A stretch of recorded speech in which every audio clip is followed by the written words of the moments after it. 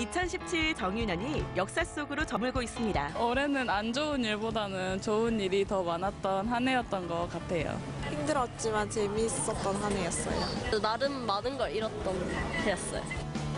다사다난했던 올 한 해 키워드로 만나보시죠.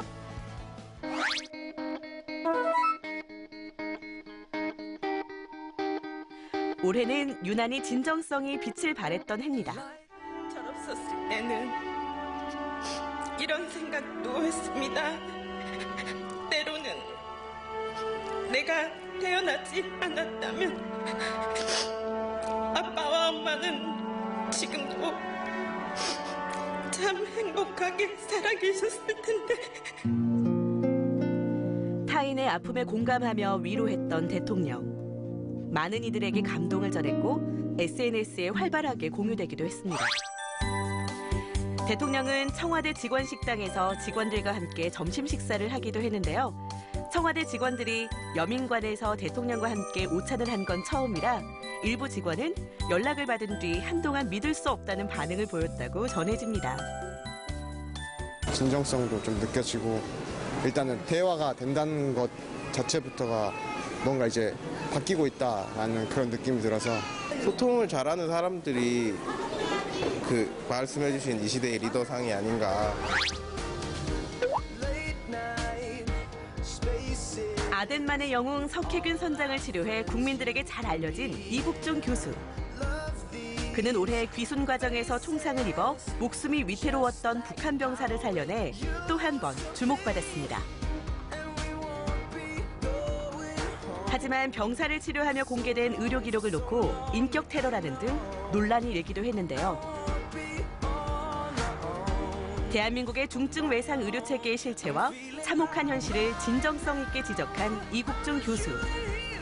환자의 인권 침해를 말씀하시기 전에 정작 인권의 사각지대에서 비참하게 일하고 있는 중증외상센터 직원들, 한국에 있는 모든 병원들은 영미권에 있는 선진국 병원들에 비해서 직원은 3분의 1 정도밖에 고용을 안 하고 있습니다. 그의 호소에 청와대 국민청원에는 권역 외상센터 추가 지원이라는 청원이 들어왔고 제안 참여자는 20만 명을 순식간에 훌쩍 넘기기도 했습니다. 2012년 김재철 전 MBC 사장의 퇴진을 요구하는 파업을 하다 해고된 최승호 PD. 그는 퇴직 후 영화 공범자들을 제작했는데요. 당시 정권의 낙하산 인사가 공영방송에 개입했다는 현실을 호소력 있게 만들어 국민들의 공감을 얻었습니다. 감격스럽고 고마운 순간입니다. 제가 여러분의 대표로서 국민께 감사드리고 싶고요. 언론 정상화를 외친 노조의 파업 승리와 함께 퇴직 1997일 만에 MBC 신임 사장으로 선임된 최승호 전 PD. 앞으로 여러분들이 가슴에 품은 그 모든 꿈을 이룰 수 있도록 모든 일을 다 하겠습니다. 다시 만나도 좋은 친구 MBC. 내년에도 우리 반갑게 만나요.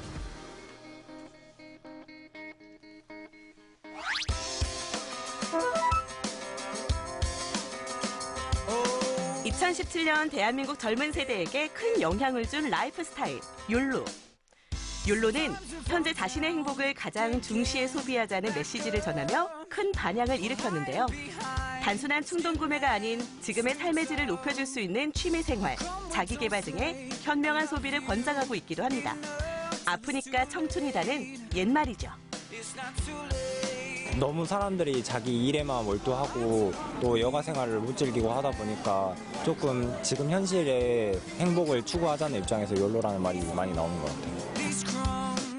이런 세태를 반영하듯 자존감 수업, 보노보노처럼 살다니 다행이야, 신경 끄기의 기술 등의 책들이 베스트셀러에 오르기도 했습니다. 욜로족 중 상당수가 혼자만의 시간에 익숙해 혼밥과 혼술을 즐기기도 하는데요. 욜로의 영향을 가장 많이 받은 산업 중 하나가 바로 여행이죠. 물질적인 것보다 비물질적인 소비, 즉 경험을 중시하는 욜로의 성향에 TV에선 여행 예능이 대세를 이루며 흥행했고 개미진 맛과 천혜의 자연 환경을 자랑하는 전남을 올해 약 4,700만 명이 찾기도 했습니다. 최근 2년 동안 소셜미디어에 가장 많이 언급된 행동서술어 1위는 보다였습니다. 지금 이 순간을 후회 없이 즐기고 사랑하고 배우라. 욜로.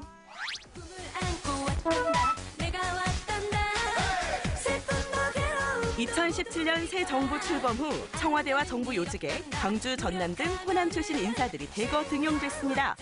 이낙연 국무총리, 임종석 청와대 비서실장을 비롯한 청와대 참모진과 장차관급의 광주, 전남 출신 20여 명이 이름을 올리며 호남은 비상을 준비했습니다. 4년 만에 대통령이 참석한 5.18 기념식. 무엇보다 이번 기념식이 더 의미 있었던 건 임을 위한 행진곡이 9년 만에 재창됐기 때문입니다. 굉장히 좋죠. 완전히 세상이 바뀐 느낌이죠. 외부자의 시선으로 80년 5월을 그린 영화 택시 운전사. 재미와 감동을 모두 담은 영화는 2017년 유일한 1000만 관객 고지에 올랐습니다. 아무래도 저희는 그 시대를 못 느끼긴 했지만 그래도 옆에서 어른들 말씀하신 건 아니면 그 여러 모습을 보면서 더 와닿았던 것 같아요. 우리나라의 어떤 시민의식을 느낄 수 있었던 좋은 영화였습니다. 영화 인기에 힘입어 광주는 5.18 택시 투어도 운행하며 그날의 역사를 배워갔습니다. 올 시즌 팀 타율 3할 1위, KBO 타율 신기록에 이어 단일 시즌 팀 최다 안타, 8경기 연속 두 자릿수 득점 3개 기록, 11타자 연속 안타, 12타자 연속 득점이라는 신기록을 세운 기아 타이거즈. 이렇게 각종 기록이 증명하듯 2017 야구는 탄탄한 전력의 기아가 선두에 서서 이끌어갔습니다. 야구 명문가로서의 재건에 성공한 기아 타이거즈. 진짜 기아 사랑해요. 저 기아 없으면 못 살아요. 너무 기쁘고요. 너무 행복합니다. 쨍하고 해가 뜬 올해의 호남처럼 내년에도 우리 모두 호랑이 기운이 샘솟는 한 해가 되길 바랍니다.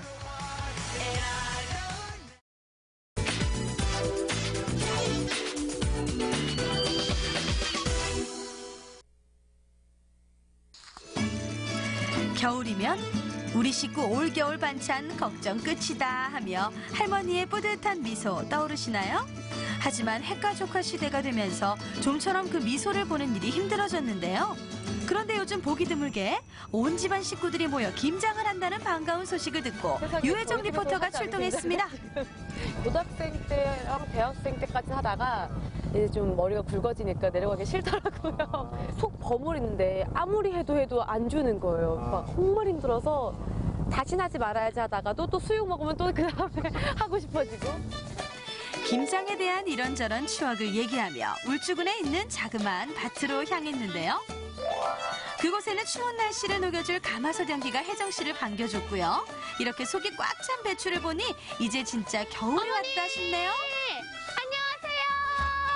어머니 안녕하세요. 세상에. 아니 이게 지금 배추가 몇 폭인 거예요 이거? 200폭이 넘어요.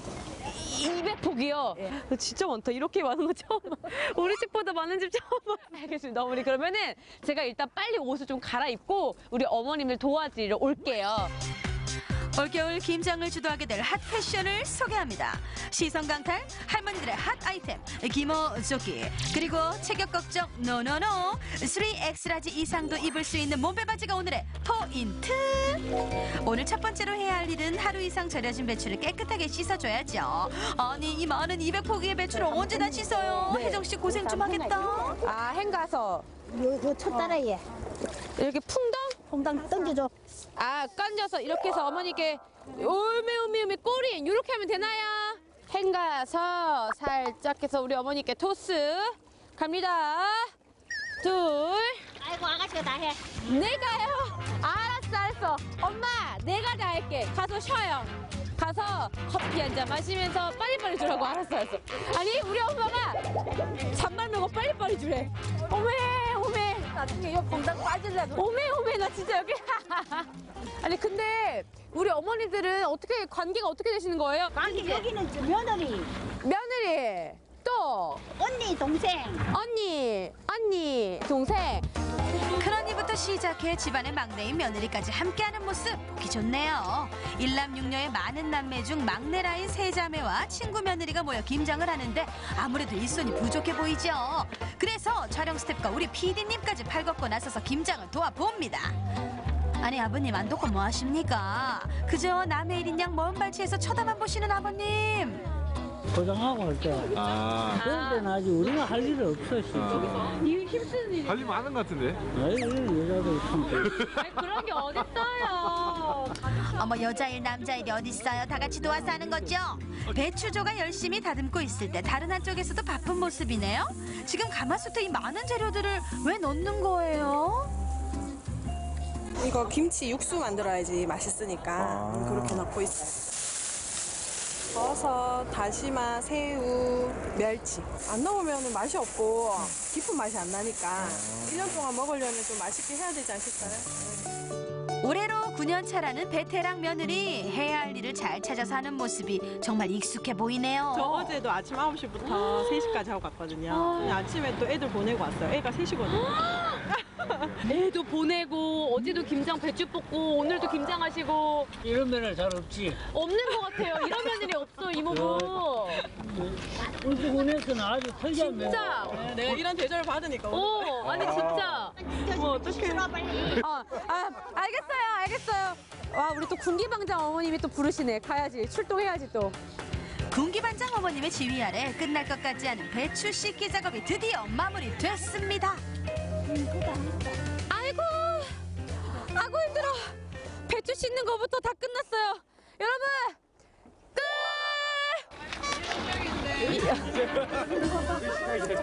자 이제 이거를 무쳐야 되는 거죠? 우리가 씻고 깎은 만큼 무쳐야 되는 거죠? 몸에 좋은 재료만 넣고 만든 양념 육수.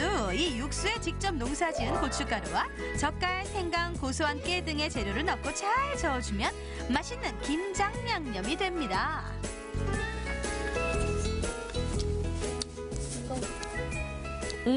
약간 싱겁다. 깔끔하다. 그리고 고추가 칼칼한데요? 고추가 여기서 내가 심어서 했는 거. 고추도? 칼칼하면서 담백한 양념을 그냥 두기엔 아쉽죠. 싱싱한 굴을 아낌없이 넣고 배추와 함께 버무려주면 맛있는 겉절이도 완성됩니다. 또 다 익었던데. 겉절이는 김장의 꽃이라고 하는 수육과 함께 먹기 위해서 만든 거예요. 탱탱한 것이 정말 맛있겠네요. 자를 때마다 이렇게 쫙 그 육즙이 나오네. 대파, 양파 넣고 이렇게 푹 고아서 근데 돼지고기가 그 육수를 다 머금고 있네. 김장의 필수 코스, 내가 김장을 하는 이유. 사실 혜정 씨는 수육 하나만 바라보고 서울에서 내려왔다는 거예요. 그 상태에서 딱 싸서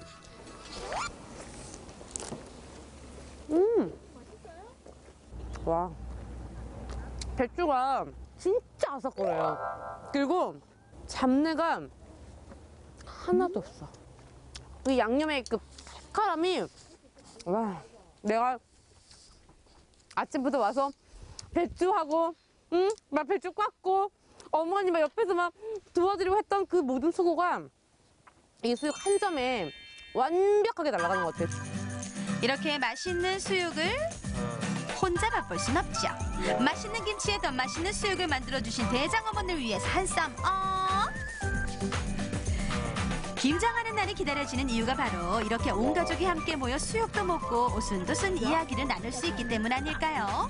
아침부터 시작된 고된 일정에 다들 배가 고프셨는지 어머 맛있게 드시네요. 며느님도 크게 한 입 먹고 모두가 함께여서 즐거운 점심시간이었습니다. 배추에 묻혀지는 빨간 양념을 보고 있으면 절로 군침이 돌죠. 노란 배추 잎과 빨간 양념이 어우러지며 점점 김장의 모습이 나타납니다. 그다음에 이렇게 오므리지 않나? 다음 해. 마무리하는 사람이 해. 이게 분업화가 되어 있구나. 이거 진짜 공장인데 어머니? 공장. 수년간 함께했던 경험이 있어서인지 따로 말을 안 해도 호흡이 척척이죠. 둘째가 만약에 장을 갔어. 만약에 어머니 갔는데 둘째 며느리가 어머니 전 못 가요. 힘들어서 안 갈 테니까 용돈 보내드릴게요. 이러시면 어떻게 할 거야, 어머니? 그럼 뭐 그 돈 받아갖고 저 친구들 많잖아. 어. 해갖고 다 그 돈 갖고 맛있는 거 먹고 이렇게 하고 직구 좀 주고 이러면 돼. 군기 잡는 거지? 나는 똑같아. 오도 좋고 안 와도 좋고 돈 주면 더 좋고. 얼마 정도 주면 좋을 것 같아? 많이 받아야지 그때는 100만 원. 100만 원? 100만 원? 오란 얘기네. 그러니까 100만. 그것도 안 된다 하면 와야지. 그렇지, 와야지. 힘들게 배추를 버무리다가 혜정 씨 머리에 문득 떠오르는 질문 하나? 아니 근데 지금 제가 여기서 200포기를 하다 보니까 느낀 게 요즘은 김장을 잘 안 하고 사서 드시려고 하는데 김장을 굳이 이렇게 하시는 이유가 뭐예요? 근데 이것도 양식이잖아. 1년에 양식. 그러니까 돈 주고 사는 것도 좋지만 캠핑이 되고 시간이 되고 환경이 맞으면 이렇게 하는 게 좋지 않나? 결국 이렇게 막 힘들게 하면서 즐거울 수 있는 이유는 가족 때문이다. 가족 때문이고 내 손자들이고. 내 손자들이고. 저도 사실 오늘 여기서 이렇게 해보면서 정이 많이 들었어요. 마치 우리 내년 나도 모르게 말을 근데 초대하면 내가 또 온다. 근데 그때는 조금만 줄이자 우리 포기를. 조금만 줄여보자. 하루 전에 해놔. 어머님들이랑 이런저런 수다를 떨다 보니 어느새 김치통이 꽉 찼네요. 이 김치들을 맛있게 먹어줄 식구들을 생각하니 벌써부터 뿌듯해지는 게 어머니들의 마음이 조금이나마 느껴집니다. 네, 처음엔 사실 이 김장이 힘들었지만 하다 보니까 가족의 정을 느낄 수 있었습니다. 아직 김장을 못하신 분들 어서 빨리 가족들과 함께 즐거운 정 나누시면서 김장해보시죠. 김장하기 싫은 분 여기 다 오세요. 여기로 오시랍니다. 오세요 여러분, 김장하세요. 추운 날씨를 이겨내며 가족만을 생각하며 만든 김장김치. 오늘의 이 김장김치는 어머님들의 마음이 가득 담겨져 있습니다. 올겨울 김치 드실 때는 그분들의 정성을 생각하며 어머니께 또 감사하는 마음을 전달해보는 건 어떨까요?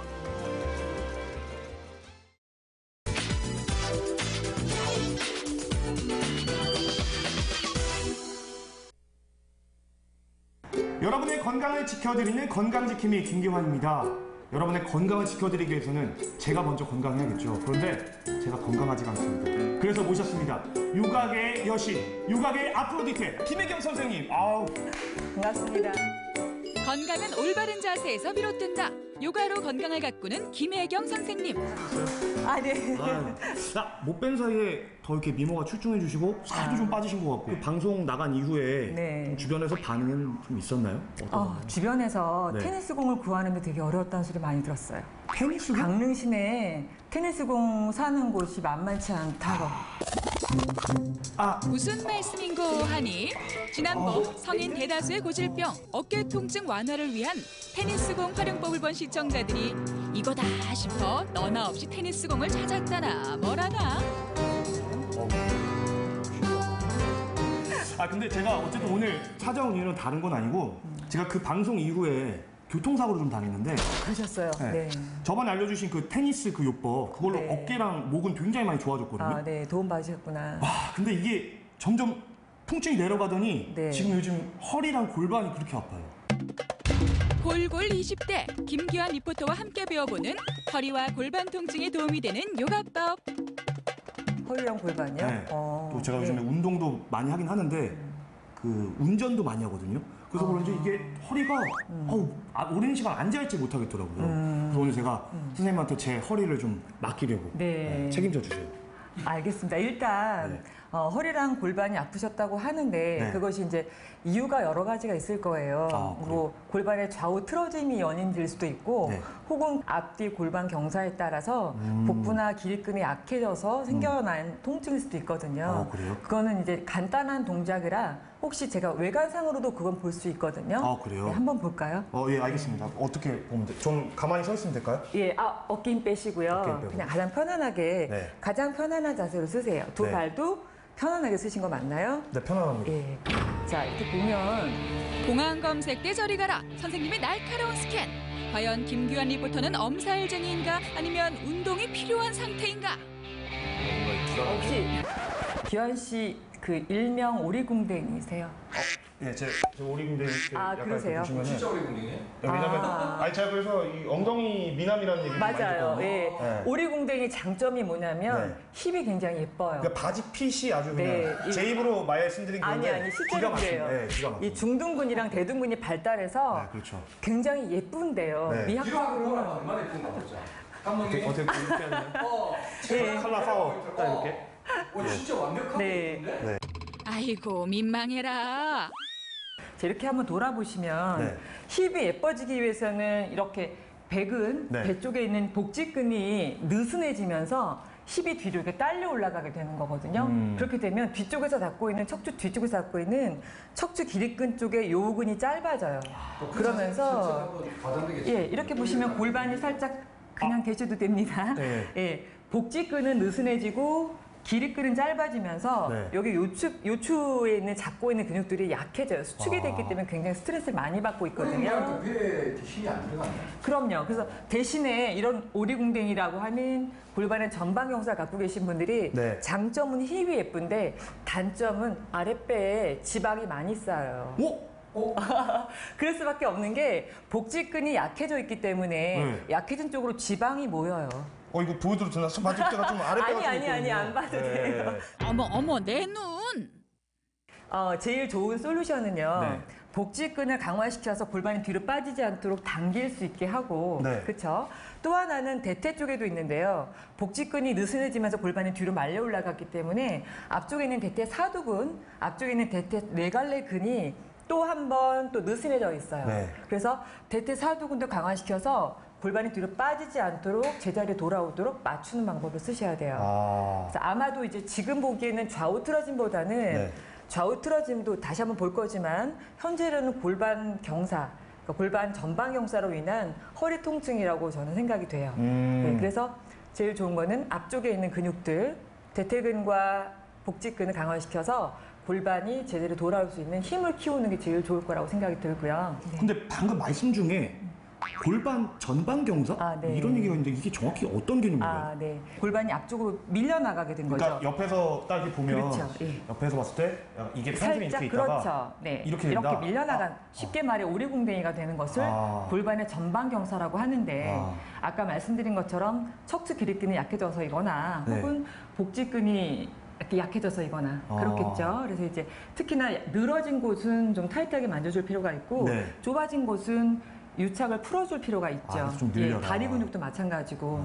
그래서 지금 이렇게 튀어나온 걸 보니까 허리가 아플 수밖에 없는 구조고요. 맞아요. 여기 굉장히 맞아요. 요추 부분에서 타이트하게 지금 잡아당기고 있기 때문에 허리 통증이 있을 수밖에 없거든요. 또 하나는 이렇게 가만히 보시면 이렇게 돌아보시겠어요? 네.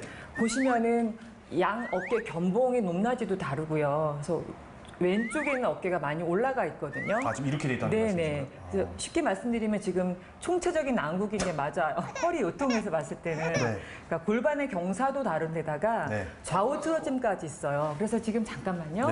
자, 이쪽 어깨가 왼쪽 어깨가 올라갔다는 얘기는 반드시 왼쪽 골반이랑 만나지게끔 이렇게 몸이 휘어서 변형이 되거든요. 네네. 그래서 왼쪽 골반도 올라가 있을 거예요. 그래서 왼쪽 어깨가 올라갔기 때문에 오른쪽 골반이 올라갔을 거예요. 반대쪽에서. 그래서 이제 오른쪽 어깨랑 오른 골반이 이렇게 짧아지게 된 보상작용 때문에 그런데요. 자, 이렇게 보시면은 저는 인체를요. 앞쪽으로 보시겠어요? 인체를 볼 때 이걸 화분에 심은 나무라고 비교를 한번 해드리고 싶은데 어떤 얘기냐면 화분이 골반이라고 하면 화분위에 나무를 심어놓고 화분을 한쪽으로 살짝 기울여서 한번 키워보세요. 그러면 올라간 쪽으로 나무가 휘어서 자라요. 보상작용 때문에. 그러니까 지금 사람 몸도 골반이 화분이라고 하면 골반 위에 허리가 놓여져 있을 때 한쪽 골반이 올라가면 이 척추도 그쪽으로 해서 휘어지게 되거든요.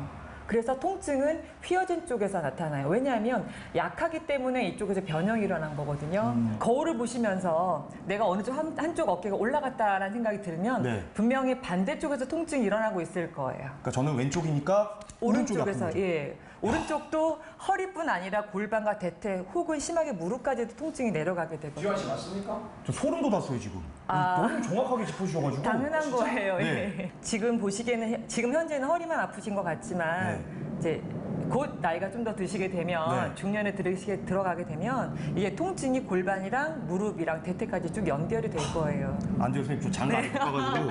그 가시기 전에 잡으셔야 오늘 됩니다. 좀 고쳐주셔야 돼요, 지금. 네, 제가 그래서 동작을 가지고 몇 가지 네. 대안을 좀 말씀을 드릴 건데 네네. 좌우 틀어진 것을 찾는 방법도 되고요. 네. 틀어진 것을 교정하는 방법도 되는 것. 네. 자, 그쪽으로 해서 동작 몇 가지 묶어서 하나 설명을 드릴 거고 네. 또 한 가지는 평상시 허리 건강을 위해서 허리와 골반을 건강하게 만들 수 있는 방법들을 묶어서 그 루틴 4가지 해서 2가지 방법을 설명을 드릴게요. 아, 그러니까 뭐 별다른 도구나 이런 게 필요 도구가 없다. 거의 필요 없어요. 누구나 할 수 있고 그다음에 단계에 따라서 더 쉽게도 조절할 수 있기 때문에 누구나 방송 보시면 따라 하실 수 있어요. 그러니까 시청자분들도 쉽게 배울 수 있는. 보시면서. 기대하고. 그런데 선생님, 네.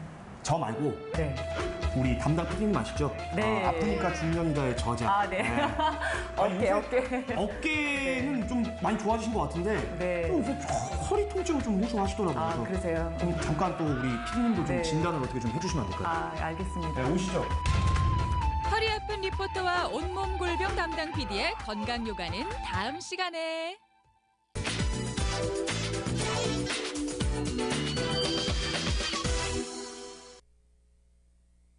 하늘에서 하얗게 눈이 와요. 예? 뻥치지 말라고요? 아, 뻥 아니라니까요. 진짜 바로요. 꽃감 위에 움푹움푹 위에 하얗고 달콤한 눈이 내렸다니까요. 맛이 아주 그냥 어우 진짜 달아요. 여러분 음풍준씨 맛보러 함께 가시죠. 음풍준씨 감 잡았어.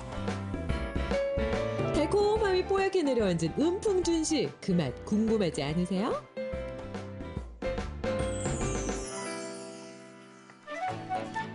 경북 예천군 음풍면 동사리 음풍준씨 마을. 한눈에 보기에도 남다른 크기를 자랑하는 감이 고운자태 뽐내며 말라가는 중인데 거기엔 이 마을만의 비밀이 숨어 있다고요. 동네가 좋고 막 이거 뭐 청룡백화가 둘러싸이고 바람도 별로 의시 쎄도 안 하고 이 은풍준씨 꽃감 만드는데 아주 적당한 기후로 되어 있습니다. 바람이면 바람, 햇볕이면 햇볕, 천혜의 자연 환경을 가진 음풍준씨 마을인데요. 올해도 음풍준씨 대박 예감인가요? 원래 날바람이 좋아가지고 꽃감이 건조가 잘 됐어요. 날바람이 뭐예요? 날바람이 날씨, 바람. 날씨하고 바람하고 바람은 잘 불고. 한테 포함이 됐고. 날씨는 따뜻하고. 실례합니다. 아이고 음풍 마을 감들이 여기다 모여 있네요. 안녕하세요. 안녕하세요. 야, 감 깎느라고 바쁘시네. 똑바로 찾아오셨네요. 똑바로, 똑바로 찾아와야 되는데 여기 한참 헤매다가 지그재그로 찾아왔습니다. 그래도 뭐 잘 찾았으면 됐죠, 뭐 그렇죠? 네. 아니 그런데, 야, 감 좋네요. 아니 이게 감이 빛깔이 아주 그냥 붉으스름한 게 아유 먹음직스럽다. 올해 감 농사는 어때요? 예, 풍년이에요. 뭐라고요? 풍년이에요. 뭐라고요? 풍년이에요. 풍년 이게 기분 좋은 거 크게 외쳐야 돼요. 아니 그런데 풍년이면 감이 많아서 풍년이 잘 됐는데 이거 언제 왜 이렇게 다 손으로 깎고 계세요? 요즘 세상이 어떤 세상인데 기계에 넣으면 그냥 금방 쭈르르 깎이잖아요. 이 감이요. 예. 네잎 걸어봐. 식으로 생겼잖아요. 요 각이 졌잖아요. 그러네요. 이 감이. 고리. 여러분 보세요. 예. 감이 완전히 예. 네잎 클로버 모양이에요. 네잎 클로버 모양. 예. 예. 그래서 손으로 깎아 이렇게 기계에 넣으면 안 깎여요. 아. 언뜻 보면 네일클로버처럼 행운을 가져다 줄 것만 같은 독특한 모양새지만 이 때문에 전통 방식 그대로 손수 감을 깎아내야 한다니 추운 날씨에도 옹기종기 모일 수밖에요. 이렇게 깎은 감은 말리는 과정에서도 정성을 소홀히 하지 않는다는데 요즘 같은 첨단 시대에도 기계를 사용하지 않고 하나하나 꼭지를 걸어서 말려주는 것이 특징. 이 말에서는 곶감이라고 안 부르고 준씨라고 한다면서요. 무슨 차이예요? 준씨라 그러는 거는 그 꼬재기에서 끼서 말리는 게 아니고 예. 그 감 꼭지를 꼭지에 달아가지고 말리는 것을 가지고 이제 준시라 그죠. 아, 그런 차이가 있군요. 그렇지. 맛이 원체 이제 독특하게 좋기 때문에 이 임금께서 그 은풍준시 감을 소문을 듣고 한번 먹어봤으면 싶은 이제 그런 심정을 가지고 계셨기 때문에 임금한테 상납을 했지 않나 이런 생각이 듭니다. 그렇습니다. 은풍 곶감이 아니고 은풍 준시인 이유가 여기서 밝혀지는데요. 꼬챙에 꿰어서 말리면 곶감, 이렇게 널어서 말리면 준시가 된다고 하네요. 와, 높습니다. 이 준시 마을이 하늘을 내려다보니 가장 높은 곳에 볕 좋고 공기 좋은, 바람 좋은 곳에 또 준시가 널려 있습니다. 아유, 안녕하세요. 아이고, 여기 또 달달한 그냥 준시 향이 진동을 하는데, 가만 보자.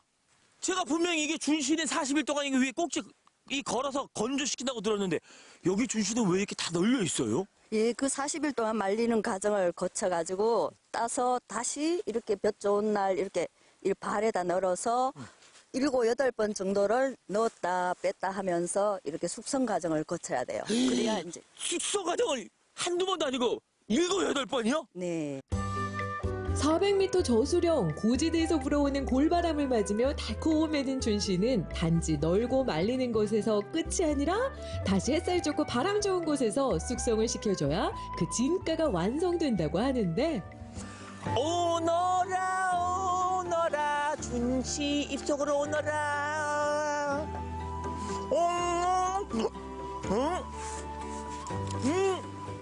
이거 넣었죠? 뭘요? 넣었잖아요. 여기 꿀 넣었죠? 꿀 넣는 것보다 더 맛있죠, 솔직히. 꿀 안 넣었단 얘기예요? 와, 아니 그냥 감이 준시가 곶감이 어쩜 이렇게 달아요? 어쩜 이렇게 달 수가 있어요? 그러게요. 이게 자연이 준 선물 같아요. 저희 마을에 특별히. 은풍 준시는 포도당과 과당 함량이 높아 단맛이 풍부할 뿐만 아니라 수분 함량이 높기 때문에 부드럽고 비타민 A와 C가 풍부해서 피로회복과 성인병 예방에도 1등 공신.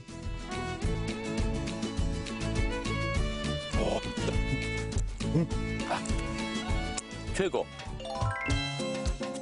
보통 과일의 당도가 10에서 15브릭스인데 은풍 준시는 무려 5배인 53브릭스. 꿀 같은 티타임? 아니, 수정과 타임. 달콤한 은풍 준시와 수정과가 만났으니 그 맛은 찰떡궁합. 때려야 뗄 수 없는 케미를 자랑하는데요. 은풍 준시 특별함의 비밀 중 마지막 열쇠는 바로 이 나무에 있었으니 이름하여 은풍 준시 원조목. 8년도 아니고 80년도 아니고 자그마치 800년이나 된 이 원조목에서 은풍 준시의 역사가 시작됐단 말씀. 아니 누가 저기 이 나무 한 그루 딱 가져가서 저기 멀리 가져가서 심어서 거기서 은풍준시 또 키우면 되겠네요. 네, 절대 안 됩니다. 잘 달리지도 않고 털벗어 먹지를 못해요. 그래서 이 동네 많이 되고 저 건너 물 건너만 가도 남들이 알아주질 않습니다. 같은 예촌 땅이라도 옆마을에선 열리지 않는 은풍감. 이제는 꽃단장 완료. 보기도 좋고 먹기도 좋은 은풍 준시 한 산자 쓱 챙겨두시면 어떤가요? 은풍 준시 발상 후 은풍에서 바친 준시의 서리가 하얗게 내려있다. 다산 정약용 선생도 문헌에 남길 만큼 겨울 진산품 중에도 으뜸이었던 은풍 준시. 시대는 변했어도 전통 방식 그대로게 임금님이 맛보던 그 맛 그대로. 곶감은 역시 달고 마시는 은풍 준시가 최고야.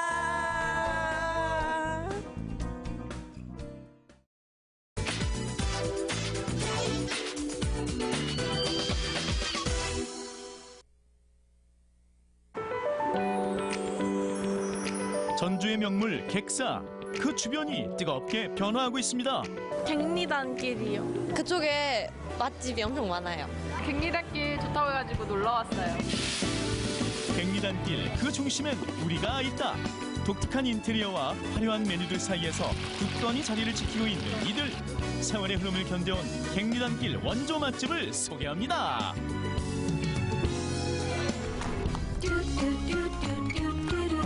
튀는 아이디어로 젊은 관광객들의 마음을 사로잡은 갱리단길. 지금도 끊임없이 변화하고 있는 거리 속에서 묵묵히 한자리를 지켜온 주인장들이 있다는 사실 알고 계신가요? 오, 야, 40년 전통. 와. 선생님, 안녕하세요. 세상에나 만상이나 이게 입구가 굉장히 전통적이에요. 요즘에 이 두 자리 전화번호가 없거든요. 네, 맞아요. 네, 이거 언제적 전화번호예요, 이게? 아, 예, 바로 40년 된. 40년이나 됐어요? 네. 나이 먹은 간판은 시작에 불과했습니다. 가게 안 곳곳에서 묻어나는 세월의 흔적, 투박함을 자랑하는 메뉴판과 손때 묻은 장부까지. 이 정겨운 풍경을 만들어낸 주인공은 과연 어떤 분일까요? 같은 공간에서 40년이 넘도록 일하고 있는 부부는 오늘도 손님 맞을 준비에 한창입니다.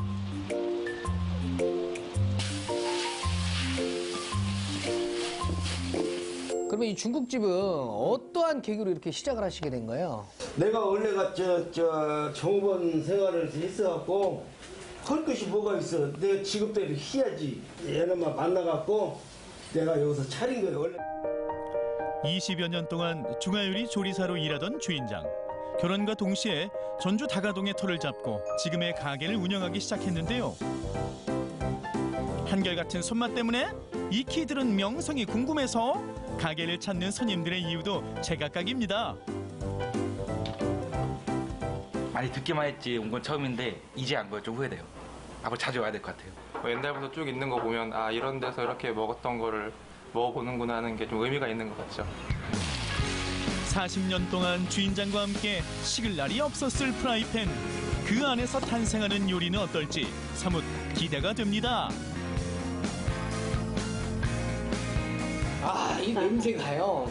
40년 전통 냄새입니다. 야, 그냥 여기에 우리도 40년 전통의 우리 어머니 이 손맛이 들어가 있는 거 아닙니까, 여러분들? 아, 면발 쫄깃쫄깃한 거 보세요, 뭐. 기름기 잘잘잘잘. 이 집의 대표 메뉴는 간짜장인데요. 여느 간짜장과는 다르게 면이 볶아서 나오는 게 특징. 이 짜장면에도 부추랑 또 이렇게 옥수수가 이렇게 들어가 있으니까 약간 퓨전의 맛인 것 같기도 하고 전통의 맛인 것 같기도 하고. 야, 이게 아주 그냥 색깔을 보세요. 깨끗하잖아요. 바삭한 찹쌀 탕수육도 빠질 수 없죠. 우리 아드님은 이렇게 매번 이렇게 맛있는 탕수육을 맨날 먹고 살았겠네. 네, 맞아요. 365일 맨날 먹고 살았습니다. 야, 365일 맨날 먹어서 이렇게 얼굴이 동글동글하잖아요. 살이 너무 많이 쪘어요. 동글동글하잖아. 좀 힘드셨던 일도 많이 있으셨을 것 같아요. 저는 INF 그게 터질 때 그 무렵에 굉장히 힘들었어요. 영업도 안 되고 그때는 애들들 다 학교 다니고 그러기 때문에 좀 힘들더라고. 그랬는데 하다 본 게 또 이제 이게 다시 난이 돼갖고 지금은 괜찮아요. 힘들지만 자식들을 보며 견뎌온 나날들. 어느새 짜장면을 먹던 아들이 훌쩍 자라 가게의 대를 잇겠다고 합니다. 이것도 우리 막내 아들이 이 전통 있는 이 중국집을 이어간다고 했을 때 혹시 엄마 입장에서 조금 다른 일을 좀 했으면 좋겠는데 또 이런 생각도 있으셨나요 혹시? 그러죠. 저는 저는 이거보다 더 좋은 일을 하고 그랬으면 좋겠는데 지가 또 한다고 그래서 지금 어떻게 할 수가 없이 그냥 하고 있어요. 길게 빼. 어머니는 수도 없이 들락거렸을 주방. 그곳에서 이제는 아들이 손맛과 비법을 배워봅니다. 이대 사장님께서 마지막으로 포부 한 말씀 쫙 한번 해주세요. 부모님이 이렇게 40년 동안 끓여온 것처럼 앞으로 더 나아가 80년, 100년 더 감동시키도록 그렇게 될 수 있게끔 노력하겠습니다. 이번에는 아는 사람만 안다는 현지인 추천 맛집을 찾아가 봤는데요. 고풍스러운 모습이 눈길을 사로잡습니다. 내부를 이렇게 훑어보니까 인테리어가 너무 이쁘고 아기자기하니 너무 아름다워요. 1930년대 적산가옥 일제시대 건물이라는데 지인이 이걸 보여줘서 가게를 한 거예요. 전부 완전 슬럼화된 거리였지, 거리가. 어떻게 하다가 장사를 하시게 된 거예요? 저희 친정이 부안에서 한정식심을 했었어요. 저 시집 오기 전까지 제가 눈으로 봤고 먹고 자랐으니까 이제 된장 같은 거, 간장 같은 거 제가 직접 다 만들고 잘할 수 있는 게 음식이다 해서 한 거지. 부안댁의 요리 실력을 엿볼 시간. 꽃게는 원래 이렇게 제일로 큰 걸로 쪄야지 맛있어요. 꽃게찜은. 저희 친구들이 수산업을 하는 친구들이 있어요, 부안에. 지금 부안에서 학교 다니고 그러다 보니까 필요할 때 말하면 딱 보내줘요. 싱싱한 새우와 꼬막, 살이 통통하게 오른 굴과 꽃게 요리까지 한상 가득. 이런 한정식 만나본 적 있으신가요? 이렇게 한식상 같은 경우에는 그냥 뭐 예를 들어서 불고기 한정식, 뭐 떡갈비 한정식 이렇게는 많이 먹어봤는데 또 이렇게 해산물 한정식은 또 이렇게 받아보긴 또 처음이네요. 13년째 자리를 지키고 있는 부안댁의 손맛 어떤가요, 범준 씨? 간도 딱 적당히 배어있고 아우 진짜 맛있네요. 계절마다 나오는 해산물로 나가요. 지금은 겨울에는 요런 것들이 나오니까 하고 있고 또 그 계절에 맞게 이제 하죠. 부안하면 생합이잖아요. 겨울철에 더 알이 이렇게 살이 더 차고.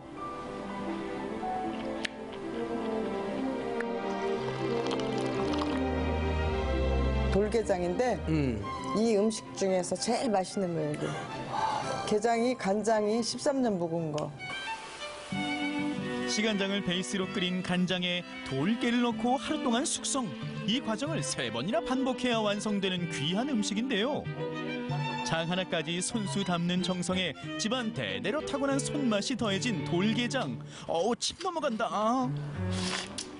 짜지도 않고 간장이 오래된 그 깊은 맛이 또 나고 전통의 맛도 나고. 이게 또 그리고 약간 청양고추가 또 들어가서 약간 칼칼하면서도 매콤하고. 아우. 바다향 가득한 해물 한정 식상을 직접 맛보면 13년 장사를 이어올 수 있었던 비법 왠지 알 것만 같습니다. 여기에 지금 갱리단길로 젊은 사람들이 많이 다니니까 젊은 아이들 메뉴도 한번 해보라 그러는데 난 그렇게 않겠다. 내 소신껏 밀고 가겠다. 우리도 이렇게 나이 들어가지만 제가 일할 수 있는 때까지 할 거고 이 자리에서 저 어디로 움직이지 않고 계속 여기서 고수하고 있을 테니까. 사장님께서 이 갱리단길 뭐 한 20년, 30년, 뭐 40년 꾸준히 이곳에서 좋은 음식 만들어 주시면서 지켜주시면 더 감사할게요. 유행과 세월이 함께 공존하는 전주 갱리단길. 넘쳐나는 맛집 속에서 어떤 요리를 맛볼지 고민 중이신가요? 그렇다면 한 번쯤은 한결같은 마음으로 오랜 세월을 지나온 원조 맛집에서 추억을 맛보시는 건 어떨까요?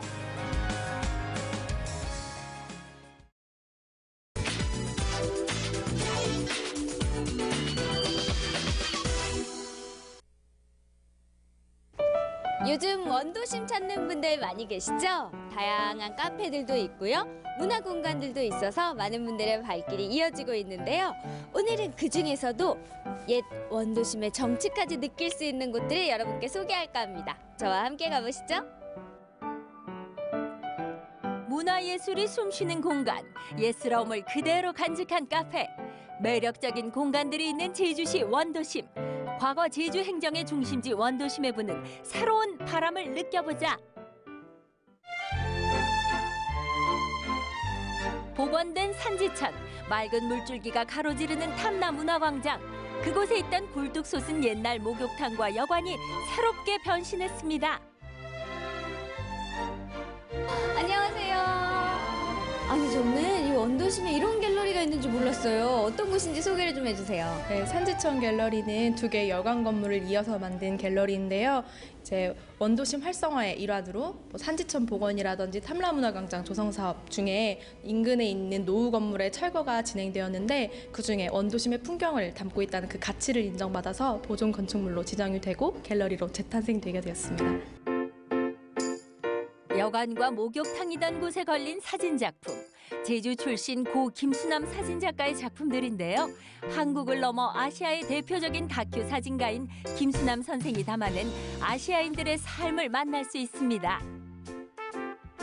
1970년대부터 한국이나 국내를 주로 다뤘다면 88년 이후에는 아시아로 시각을 넓혀서 개발과 근대화로 사라져가는 이런 문화 현장들을 담았는데요. 그것을 중심으로 2층에서는 바다와 관련된 사람들, 어부나 태우, 해녀들의 이야기를 담았고 3층에서는 이제 아시아, 바다와 관련된 신앙들, 그리고 4층에서는 아시아의 축제라는 키워드로 중심으로 구성을 해보았습니다. 제주시 원도심의 옛 건물을 복원한 산지천 갤러리에서 열리는 첫 전시로 더욱 의미가 깊은데요. 제주는 물론 타이완, 필리핀, 베트남, 스리랑카 등 바다를 끼고 살아가는 아시아인들의 삶과 문화를 사진으로 만날 수 있습니다.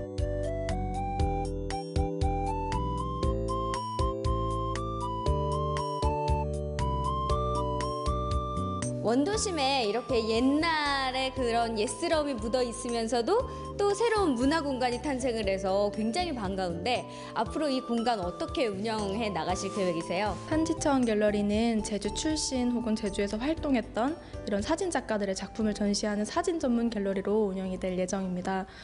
갤러리라고 해서 장벽이 있고 사람들이 오기 부담스러운 공간이기보다는 예술적 가치뿐 아니라 제주나 제주와 관련된 당시의 시대상들을 이제 간직하고 있는 문화유산으로서 또 가치가 있는 그런 작가들의 작품을 통해서 그러한 성취를 모든 사람들과 공유하고 공감할 수 있는 문화 공간이 되고자 합니다. 옛날 뜨거운 김이 뿜어져 나오던 목욕탕 굴뚝. 이제 연기는 나오지 않지만 사진 전문 갤러리로 원도심을 풍요롭게 만들겠죠. 와, 또 이렇게 갤러리 옆에 옛날 집이 있어요. 여기 사람이 살고 계신가? 문이 있으니까 제가 한번 뚝뚝 해봐야 되겠다. 이리 오너라! 누이신지요? 어머야. 어머! 아, 진짜 여기 사람이 살고 계셨어요. 안녕하세요. 아니고요. 네. 안녕하세요. 네. 네, 니신데 여기서 나오셨나요, 그럼? 여기 이제 도시재생 사업을 위해서 저희가 관리하고 있습니다. 이 공간을. 고씨 주택은 해방 직후인 1949년 지어진 기와집인데요. 일제강점기 적산가옥과 한옥의 장점을 혼합한 독특한 건축물로 보존 가치가 높습니다. 때문에 개발의 바람 속에서 보존됐고 다행히 인근 옛 건물들 몇 채가 함께 보존될 수 있었습니다.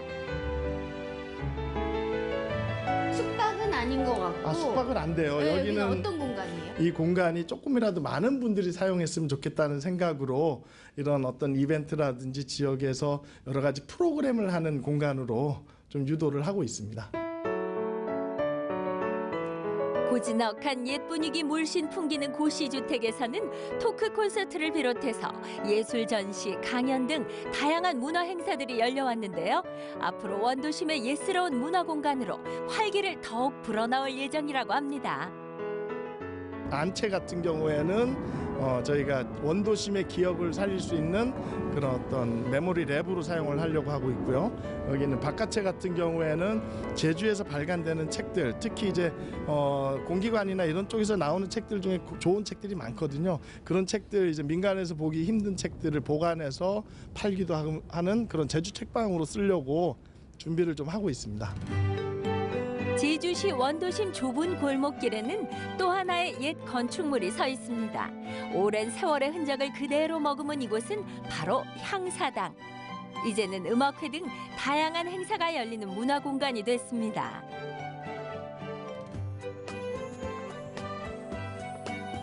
여기가 바로 향사당이라는 곳인데 어떤 곳인지 먼저 좀 알려주시겠어요? 네, 그 조선시대 제주 그 각 고을의 대표들이 1년에 2차례 여기에서 모여서 회의를 했는데 어떤 회의를 했는가 하면은 우리 마을에 지금 어떤 문제가 있다. 이 문제를 어떻게 해결하면 좋겠느냐 하고 서로 모여서 여기서 회의를 하고 또 그런 어떤 해결 방법을 찾지 못했을 때는 관아에 목사에게 가서 건의도 하고 그러면서 여기에서 회의를 했던 장소입니다. 제주시 원도심의 중심, 목관어와 관덕정까지 현대의 문물 속에 남아있는 옛 풍경과의 접속을 즐겨봅니다. 오랜만에 원도심에서 이렇게 좀 여유를 갖고 산책해보니까 정말 좋은데요. 날씨가 춥기는 추워요. 따뜻한 차 한 잔 생각납니다. 저랑 차 한잔 하러 가실까요? 외관부터 독특한 이 건물, 입구부터 오랜 세월의 흔적이 느껴지는데요. 겉에부터 되게 특이한데? 헉, 어머나! 오! 안녕하세요. 야, 아니 겉에 외관도 굉장히 독특했는데 안에 내부도 신기하네요. 예, 옛날 나 살던 데인데 이렇게 보존해가지고 이렇게 카페를 만들었습니다. 할머니가 시집 오기 전부터 있었던 이 집은 일본식 목조 건물입니다. 무려 100여 년 역사를 가진 적산 가옥인데요. 이 집에서 할머니는 자식들을 낳고 키우며 몇 년 전까지만 해도 생활하셨습니다. 태풍으로 집이 많이 망가지면서 어떻게 할까 고민하던 중 옛 모습을 되도록 살려 리모델링했다고 합니다. 와, 아니 어머니 여기 계단이 있네요. 예, 이 계단은요. 이 살면서 여기서 올라갔다 내려갔다 그렇게 하면서 저기 한 계단인데 조심히 올라오세요. 여기요 올라오니까요. 여기 우리 여기 방도 하고 여기 방이 있고. 예, 여기 방 여기 있고. 전망도 다 보여서 좋네요. 예, 애들이 여기서 공부도 하고. 좁고 가파른 계단을 올라오니 좁은 복도 양옆엔 다다미 방들을 옛 모습 그대로 살렸는데요. 시어머니가 쓰시던 방에는 세월의 깊이가 느껴지는 괴짝이며 물건들이 장식품이 되어 놓였습니다. 그런 하나하나 정성 어린 그 공간이 카페로 바뀌었잖아요. 예. 기분이 어떠실까요? 그냥 보면은 좀 흐뭇합니다. 흐뭇하고 그냥 여기서 오래오래 살아나니 그냥 바깥들로 봐도 그냥 내가 살던 집이로구나 그런 생각이 들고. 골목골목 오래된 삶과 문화의 향기가 퍼지는 곳, 제주시 원도심. 도시 공동화 현상으로 쇠퇴됐던 그곳에 변화의 바람이 불고 있습니다. 새로운 것과 옛것이 조화를 이루는 그 바람이 원도심의 활기를 가득 채워주길 바랍니다.